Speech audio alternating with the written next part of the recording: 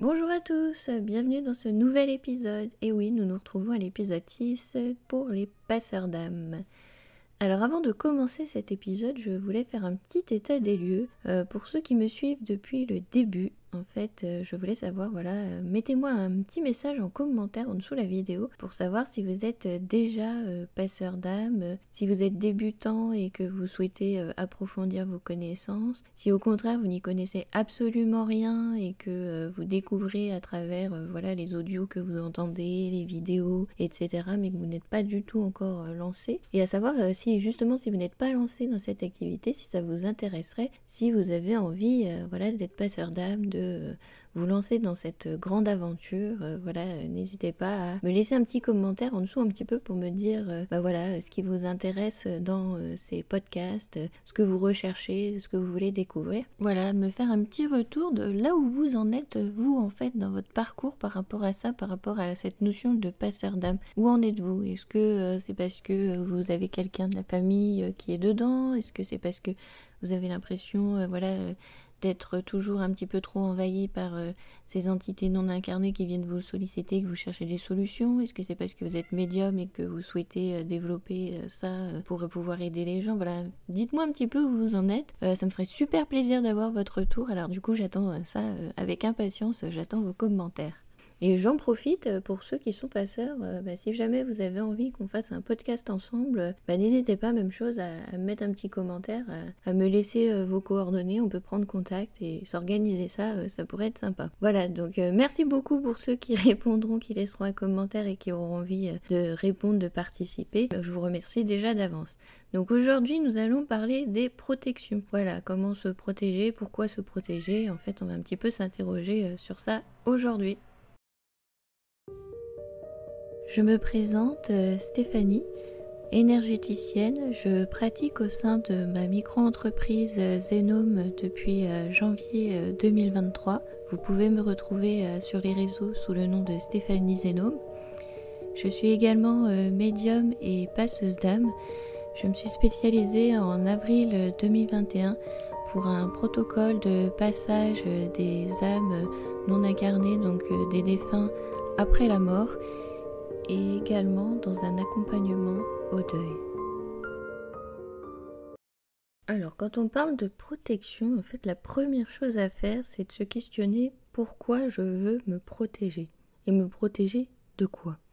Parce que si c'est pour vous protéger parce que vous avez peur d'une attaque extérieure, etc., si vous êtes dans cette peur, ne vous lancez pas en tant que passeur d'âme, parce que techniquement, les âmes que vous allez faire passer, donc les entités non incarnées, ce sont des gens bloqués, ce sont des gens comme vous et moi qui sont bloqués dans un autre plan et qui ont besoin de votre aide. Donc techniquement, ils ne veulent pas vous attaquer, ils ne veulent pas vous agresser, vous ne risquez absolument rien. Donc du coup, c'est là où il faut s'interroger en fait de quoi vous voulez vous protéger. Est-ce que c'est pas vos propres peurs que vous manifestez? Donc voilà, c'est ça déjà la première question. Comme moi je travaille uniquement avec des entités non incarnées, donc ce sont des âmes, ce sont des personnes qui errent et qui ont besoin de rejoindre la lumière. Donc protection, on n'en a pas vraiment besoin. La protection c'est pour poser ses limites, comme on avait dit, pour avoir gardé son énergie, garder son espace, garder son temps de pratique, pour séparer aussi sa vie terrestre et sa vie de passeur, parce que on a des moments où aussi on a envie d'être en famille, de profiter, de sortir. On n'a pas forcément envie de s'installer avec son pendule, etc., tout son petit barda pour faire un passage. Donc déjà poser ses limites, ça va être une forme de protection, parce que vous allez déterminer ce que vous voulez, mais pour vous. Donc comme on avait vu, c'est vous qui allez déterminer vos limites. Si vous souhaitez plutôt faire des passages quand vous êtes endormi de manière inconsciente, si vous avez envie de mettre en place un tunnel de passage automatique pour pas avoir de contact avec les défunts, c'est vous qui allez déterminer vos limites, votre protocole, votre façon de faire. Donc déjà ça peut être une première forme de protection. Ensuite, il y a une autre chose à voir, c'est que quand vous allez faire un passage, donc là je parle toujours des passages donc pour les défunts, pour les faire rejoindre à la lumière, puisque c'est ce dans quoi je suis un petit peu plus spécialisée. Quand vous allez faire un passage, déjà un petit peu checker avant si c'est ok pour vous de le faire, si vous êtes voilà, dans une bonne énergie, si tout va bien là, si même votre condition physique, si ça va pour pouvoir le faire. Donc déjà vous allez checker vos ressentis, si c'est ok, et aussi voir après avec ce défunt, donc cette personne bloquée, si c'est ok aussi pour elle. Je vous l'avais dit, moi une fois ça m'est arrivé, la personne elle est partie. Voilà, c'était pas ok pour elle, elle est partie, et ben vous faites la même chose. Si c'est pas ok pour vous, vous coupez, vous partez. Si c'est pas le moment, c'est pas le moment, ça sert à rien d'insister pour faire plaisir à la personne ou parce que vous culpabilisez de ne pas aider. Si vous ne pouvez pas, ne le faites pas. Si vous ne le sentez pas, ne le faites pas. Et si à n'importe quel moment vous sentez quelque chose qui vous dérange, quelque chose qui n'est pas normal, quelque chose que vous ne ressentez pas comme d'habitude, s'il y a une alerte, vous avez le droit de stopper à n'importe quel moment pour vous protéger. Parce que si vous ressentez quelque chose, faites-vous confiance, c'est qu'il y a quelque chose qui vous alerte, qui vous dit non, c'est pas ok pour aujourd'hui. Donc déjà ça aussi, checker où vous en êtes, checker un petit peu l'environnement et tout, ça peut être une forme aussi de protection, de savoir là est-ce que je peux faire le passage. Et si vous êtes trop dans la peur de il va m'arriver quelque chose, je vais me faire attaquer, etc. Je pense que c'est mieux de ne pas pratiquer les passages. Parce que si vous êtes dans la peur, forcément vous allez attirer des situations de peur, puisqu'on attire à soi ce qu'on est censé travailler et rencontrer. Donc si vous êtes dans la peur, un petit peu pour travailler cette peur et pouvoir ensuite la transcender, vous allez rencontrer que des situations qui vont provoquer cette peur, justement pour vous faire avancer et grandir. Donc si vous avez trop peur et que vous ne souhaitez pas traverser ces épreuves qui vont vous arriver, ne le faites pas, parce que c'est un petit peu ce que vous allez conditionner. Quand on est dans la peur, on ne peut pas attirer autre chose que la peur. C'est pour ça, d'ailleurs, si vous discutez avec des passeurs, ils vous diront, on travaille dans l'amour inconditionnel. Il n'y a que de l'amour dans ce que l'on fait. Donc forcément, quand on est connecté à cette énergie d'amour, c'est de l'amour qu'on envoie. C'est super beau d'aider quelqu'un qui est bloqué et de le faire passer. C'est une très grande émotion. Vraiment, c'est fabuleux. On est plutôt dans cette énergie-là, dans cette énergie d'amour, de joie, de bonheur. Donc si pour vous, c'est plutôt une énergie de peur, de doute, c'est que c'est plutôt, il vaut mieux vous retirer, ne pas faire. Hein. Ça répond déjà un petit peu en fait à votre question, de quoi je dois me protéger. Donc voilà, c'est pour ça qu'il faut s'interroger en fait avant de se lancer. Peut-être que effectivement vous êtes médium, vous avez des capacités, vous pouvez ressentir les choses. Vous n'êtes pas obligé d'être passeur. Donc dans ces cas-là, revenez à la première vidéo et voyez si c'est ok pour vous d'être passeur ou pas. Ce n'est en aucun cas une obligation, c'est bien un choix. Vous n'êtes obligé de rien. Même si vous avez des ressentis, même si vous avez des capacités, vous pouvez choisir de ne pas les utiliser à cet escient. Il y a des personnes qui pensent que tout ça c'est un don et que on a ce don, on a pas ce don pour pouvoir faire les choses. Je ne vois pas les choses de cette façon-là. Pour moi, personne n'a de don ni plus divin qu'une autre personne. On est un peu tous égaux. Après, on décide ou non de développer ses facultés, ses capacités selon ce que l'on a envie aussi d'apprendre sur cette terre, ce qu'on a envie d'en tirer comme leçon. Donc penser qu'il y a des gens qui ont des dons et des capacités, c'est un peu dire il y a des gens qui sont meilleurs que d'autres, alors qu'en fait non, personne n'est meilleur que quelqu'un d'autre. C'est juste qu'il y a des gens qui arrivent à développer certaines capacités et d'autres non. Voilà, après c'est toujours une question de choix. Personne n'est meilleur qu'un autre. Il faut un petit peu redescendre de son piédestal. Tout ce qui est médium, passeur, tous ceux qui utilisent les énergies, qui sont énergéticiens, on n'est pas meilleur que les autres, on n'est pas supérieur, on n'a pas des super pouvoirs, on n'est à rien d'extraordinaire par rapport aux autres. Tout se développe, tout s'apprend si on en a envie. Si on n'en a pas envie, évidemment, forcément on ne développe pas. Par exemple, je n'aime pas du tout le football, jamais je me lancerai à m'entraîner pour devenir champion de foot. Voilà, et pourtant il y a des gens qui y arrivent très bien. Donc ça dépend après de chacun, de son objectif et puis de ce qu'on est venu aussi travailler sur cette terre. Ce n'est pas parce qu'il y a des personnes qui sont très terre à terre, qui sont dans le quotidien, qui sont pas du tout dans la spiritualité, dans le développement personnel, qu'ils sont dans l'erreur et qu'ils sont inférieurs aux autres. Ils sont juste en train d'expérimenter autre chose. Donc il n'y a pas ce jugement de valeur de j'ai fait ceci, j'ai des capacités, je dois. Non, tout est une question de choix. Donc vous choisissez en conscience ce que vous avez envie de faire. Et c'est intéressant, une fois qu'on se retrouve face à ce questionnement, face à cette peur, de se dire, mais en fait, de quoi j'ai peur? Pourquoi j'ai peur? Et ça me renvoie à quoi? Qu'est-ce qui fait que j'ai peur? À quel moment j'ai eu peur? À quel moment j'ai ressenti ce sentiment, cette sensation? Pourquoi? Qu'est-ce que j'ai expérimenté à ce moment-là? Qu'est-ce qui m'est arrivé? Qu'est-ce que j'ai travaillé? Qu'est-ce que ça m'a apporté? Où j'en suis? Et voilà, c'est amené à se questionner pour savoir, eh bien voilà, si c'est ok, si c'est pas ok. Et si c'est ok, eh bien à ce moment-là, vous n'avez pas de doute, vous n'avez pas l'impression de devoir vous protéger de quelque chose, parce que au final, ceux qui font le plus de mal, ce sont les humains entre eux. Donc voilà, essayez de porter plutôt votre regard, votre réflexion sur de quoi j'ai besoin, pourquoi je veux me protéger, qu'est-ce que je veux faire, où j'en suis. Voilà, plutôt faire une introspection de vous-même. Parce qu'au final, les expérimentations que l'on va traverser avec toutes ces entités non incarnées,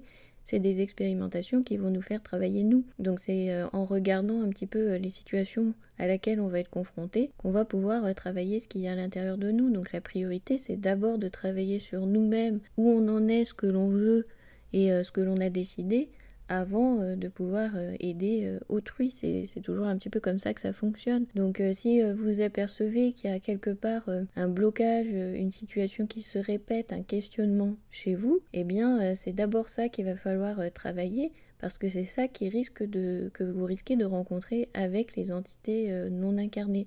Ça va être cette problématique-là qui va être pointée. Donc c'est à ça que ça sert en fait de travailler sur soi. C'est une forme aussi de protection, parce que plus on avance sur soi, plus on se connaît mieux. Je dis pas qu'on va se connaître forcément à 100%, parce que comme j'ai dit, une fois qu'on a tout réglé, on sera plus sur cette terre, on sera là-haut, on sera des maîtres ascensionnés. Donc si on est encore sur cette terre, c'est qu'on a des choses à travailler.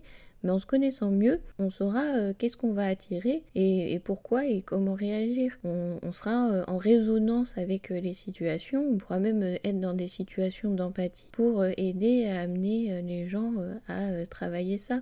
Juste après, je pense à ça, juste après le décès de mon chien, j'ai eu des gens qui sont venus me voir pour leur animal de compagnie parce que ils avaient disparu et ils le recherchaient. Et au final, j'ai été confrontée toujours à des situations où l'animal en fait était décédé. Donc voilà, j'étais dans la situation de mon animal était décédé, j'étais dans cette phase de deuil. Eh bien, j'ai attiré à moi des gens qui recherchaient leur animal parce qu'il était perdu, mais au final, c'était aussi des situations de deuil.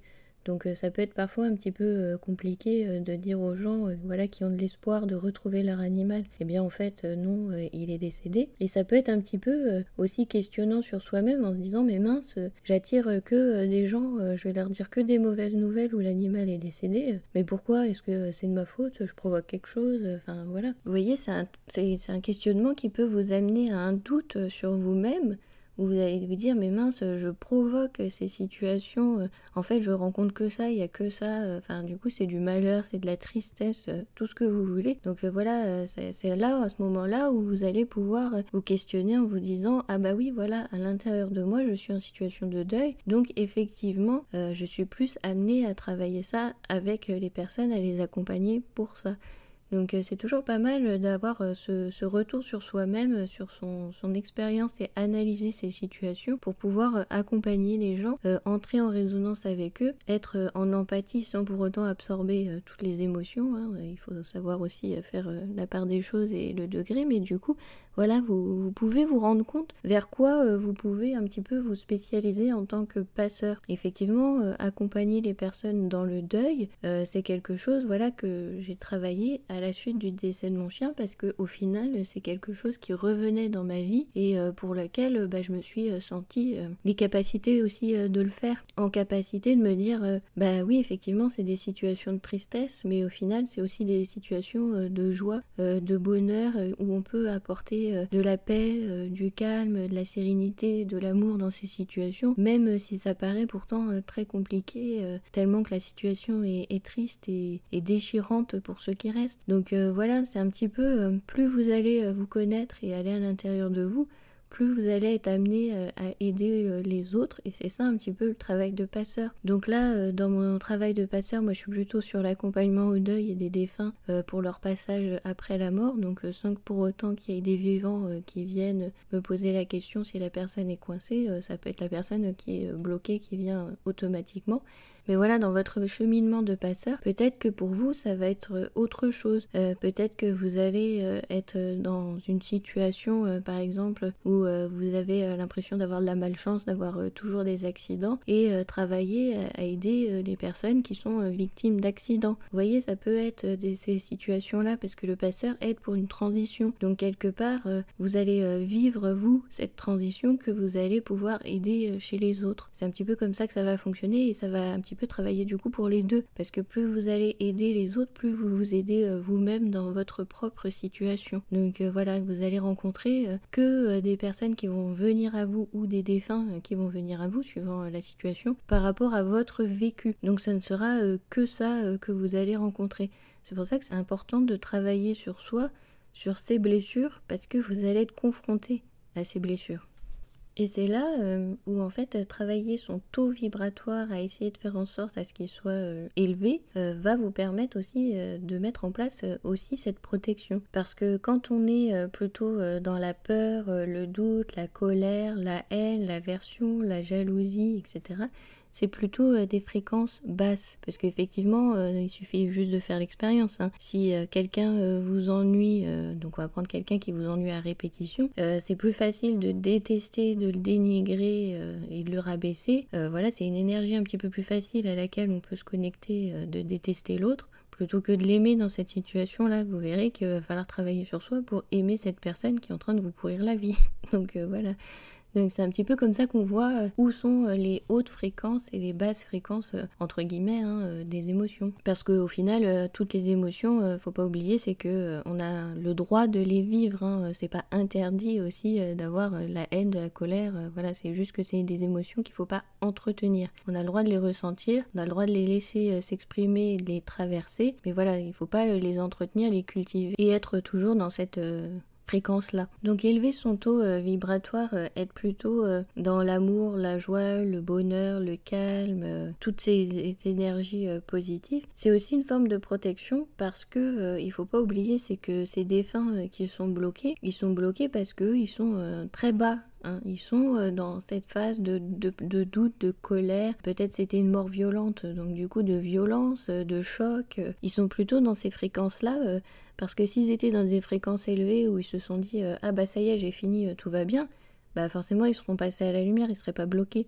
Donc s'ils sont bloqués, c'est parce qu'ils sont très bas en énergie. Et c'est d'ailleurs pour ça aussi qu'ils prennent de notre énergie quand ils sont autour de nous, ils s'accaparent ce dont ils ont besoin, parce qu'ils ont besoin de remonter en énergie pour passer. Donc c'est un petit peu ce processus d'ailleurs qui va se passer au moment où vous allez faire le passage. N'oubliez pas que vous êtes juste là, voilà, sur cette terre pour faire le passage, mais vous êtes bien évidemment aidé par des guides. C'est pas vous qui avez des pouvoirs magiques, c'est eux qui font un peu plus tout le travail. Vous êtes juste là pour accompagner, vous faciliter les choses. Et quand plus vous serez élevé en vibration, moins vous serez impacté par toutes ces énergies négatives qui vous entourent. C'est pour ça que ça peut être aussi considéré comme une forme de protection, parce que vous allez vous protéger de toutes ces énergies négatives. C'est plus dans ce sens-là en fait qu'on a besoin de se protéger que de choses qui vont nous attaquer. C'est plutôt des énergies négatives qui vont nous plomber. C'est plutôt cette notion-là en fait qu'il faut retenir en tant que passeur. C'est plus pour éviter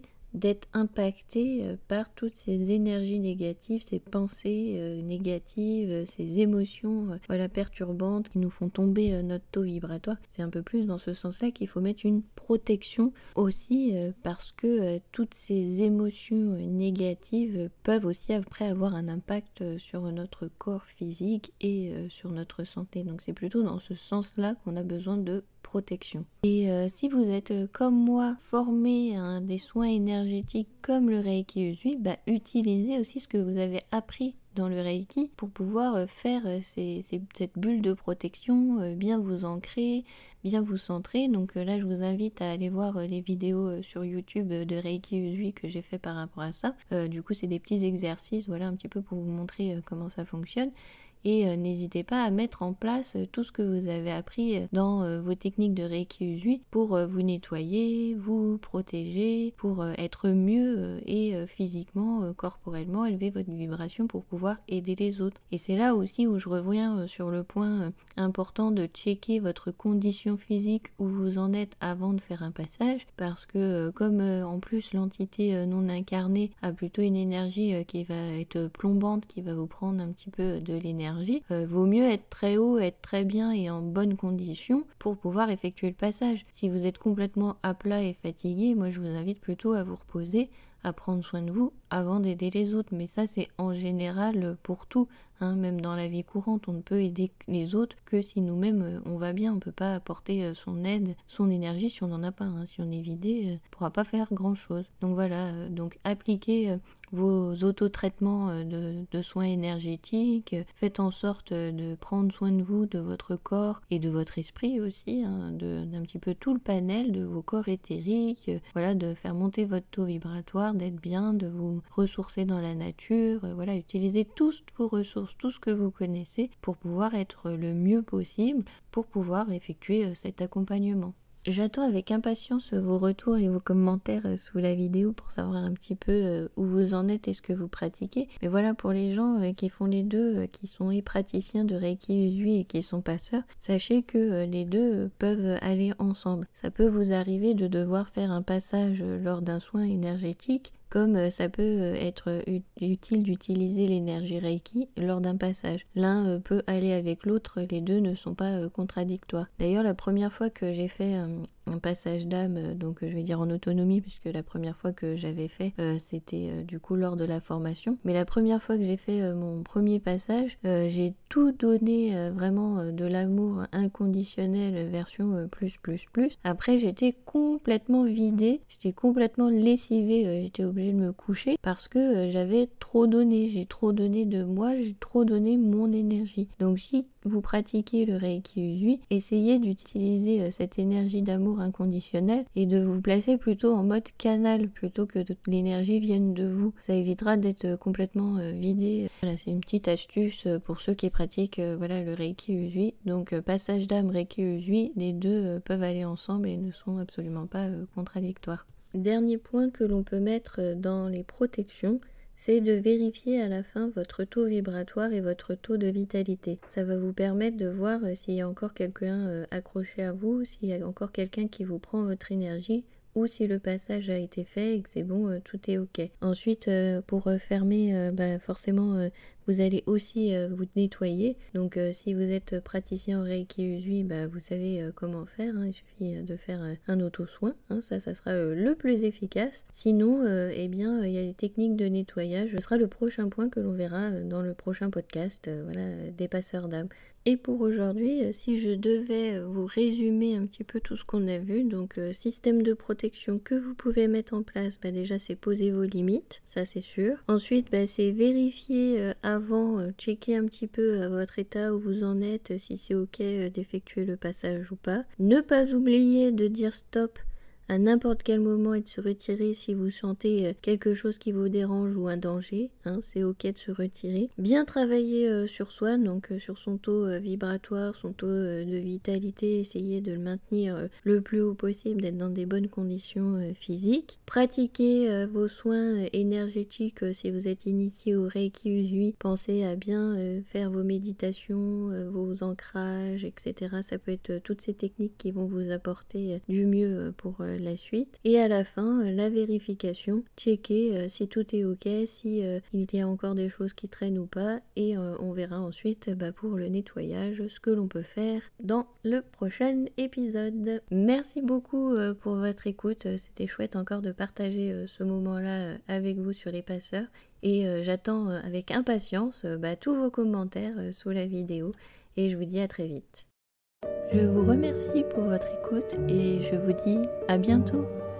Passez une excellente journée, après-midi ou une très belle soirée.